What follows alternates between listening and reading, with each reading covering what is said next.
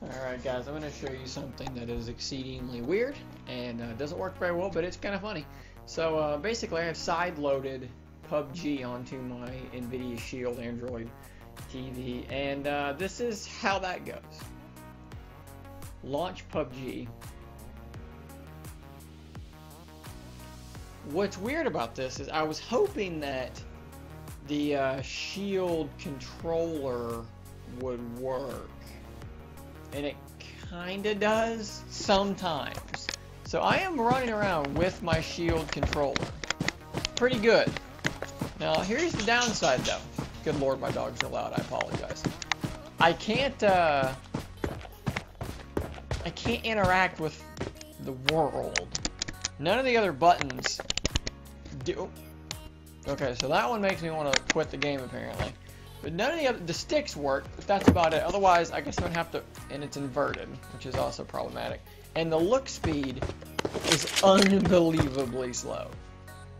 I mean, come on. I can't jump. Oh. No, that was not jumping. That was just stairs.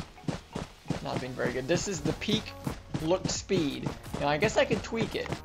No mention of controller support at all. Sensitivity. Let's go Ultra HD coming soon. Alright. Okay. You could alternatively just play on mouse and keyboard. But the problem is, mousing around doesn't make you turn your head. You actually have to click and drag. And then if you want to shoot, you have to like, then go over and shoot. So you have to put the cursor on somebody and then come over here to shoot. And that's not the best. Alright guys, well in lieu of me actually finding anybody, this is kind of a busted attempt at playing this game anyways. I just wanted to show you how there's potential here. I mean it runs, all we need is button mapping, which would be pretty freaking cool. So yeah, until next time, stay nerdy my friends.